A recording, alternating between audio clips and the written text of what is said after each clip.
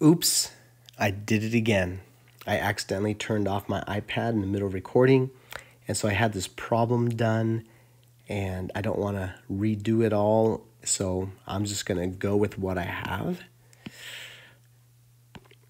So there's the graph that's given. Statement 1 says that t of 0.5 is a good approximation for f of 0.5. T of 0.5 is a good approximation for f of 0.5. Well, clearly, if you look right here, the graphs are on top of each other. They're essentially the same, so it is a good approximation. But part 2 is asking, is t of 1.5, is that a good approximation for the function at 1.5? Well, look, right there, they're not even close to each other. Bad, bad, bad. Therefore, we ignore that.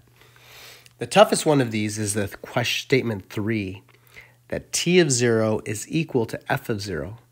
By looking at the graph, you can't assume that they're the same just by looking at a graph, but we have to remember how the Taylor series is formed. So you take, for the Taylor series, it's created by taking the function at 0 and the derivative at 0 plus x minus 0 to the first, and so on and so forth. But if you were to plug in 0 for x, so let's look at, if you put a 0 here, all the x's would become zeros, and all the following terms would disappear because x would be 0. So t of 0 is f of 0. So therefore, D is true. 1 and 3 are both correct. All right, we're going to move on to number 11. This one should be pretty quick. So we want to take the limit as x approaches 2 of x squared minus 4 over the integral from 2 to x of cosine pi t dt. Now, if you found the upper limit, clearly the upper limit is 0. And the bottom, the net area from 2 to 2 would be 0. So this is definitely 0 over 0, but do not do this. This is bad. Don't say this equals 0 over 0, because 0 over 0 is undefined. You're not allowed to divide by 0. So to say that would be incorrect. It would be wrong. But here's what you should say. That is not equal to 0. But you could state that the top equals 0 and the bottom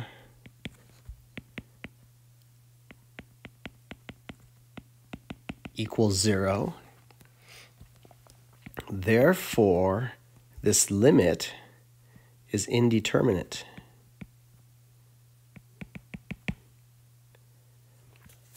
Now you can apply L'Hopital's. Therefore, this limit that we have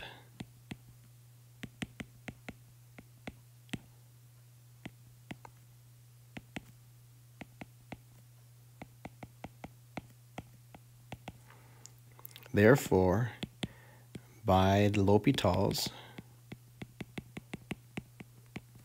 this equals, and then we could take the derivative of the top, which is just 2x. Now the bottom, hopefully you all remember the fundamental theorem of calculus. When I am taking the derivative of an integral, and the bottom is a constant, and the top is x, I can just plug that in for t.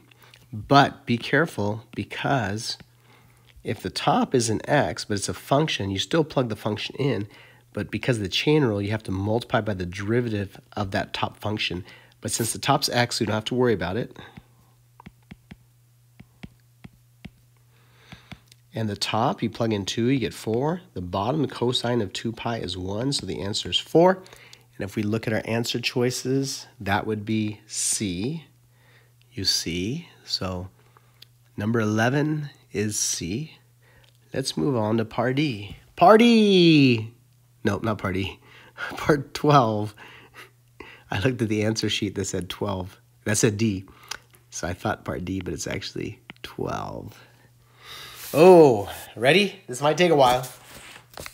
Improper integrals. So we have 0 to infinity of e to the minus x dx. But we need to rewrite this as the limit as a approaches infinity, 0 to a e to the minus x dx. Using u substitution, u is minus x. This comes out to be minus the integral from 0 to minus a of e to the u du, which is the limit as a goes to infinity. Hopefully you all follow that. No, this is,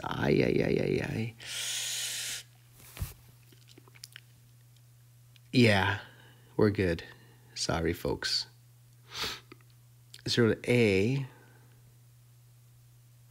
u is minus x. I probably should do this, so I'm confusing myself.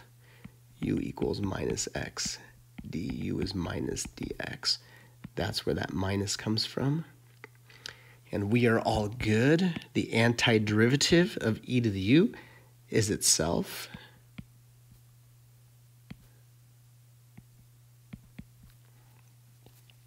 Which gives us the limit as a approaches infinity of minus e to the minus a minus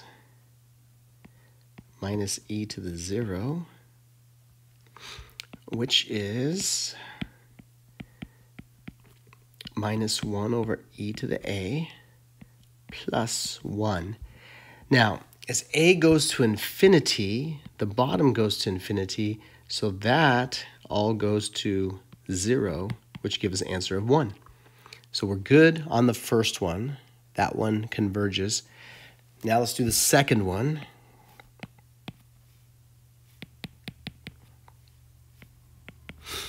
Now the problem with this one, when x is 0, we're undefined. So this is an improper integral because 1 over 0 is infinity. So we need to rewrite this as the limit as x approaches 0. I'll say a approaches 0 from the right because we're approaching from the right. If you look at this, it's from 0 to 1, so we're going to approach 0 from the right of integral a to 1 x to the negative 2 dx. We can do that. It's the limit as a approaches 0 from the right. The antiderivative, we add 1 to the exponent, so it's x to the negative 1 over negative 1 from a to 1. We continue going here. This is, okay, just a side note for all y'all. This is negative 1 over x. That's a side note. So we plug in 1. We're going to get negative 1 minus negative 1 over a. So as a approaches 0, 1 over 0, we'll get this answer. It's going to be negative 1 minus the negative is going to be plus. But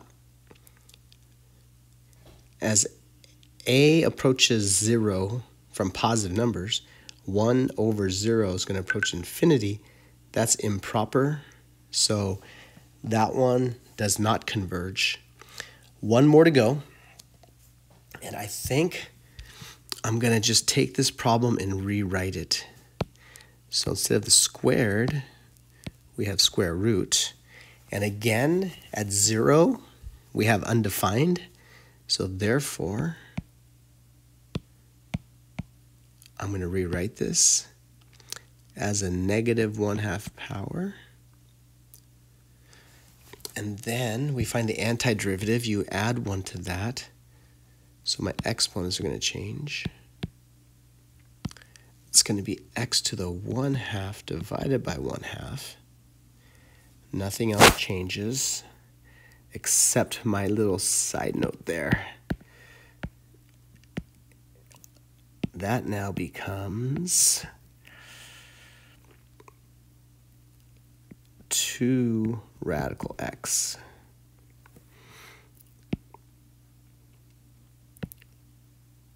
So let's figure out what's happening here. So we plug in 1, we get 2 radical 1 minus 2 radical a. And as a goes to 0, that goes to 0. This answer is just 2. So it looks like the first and third do converge. The answer is D. I think we're done with that set of 3. All right, I'll have another one shortly.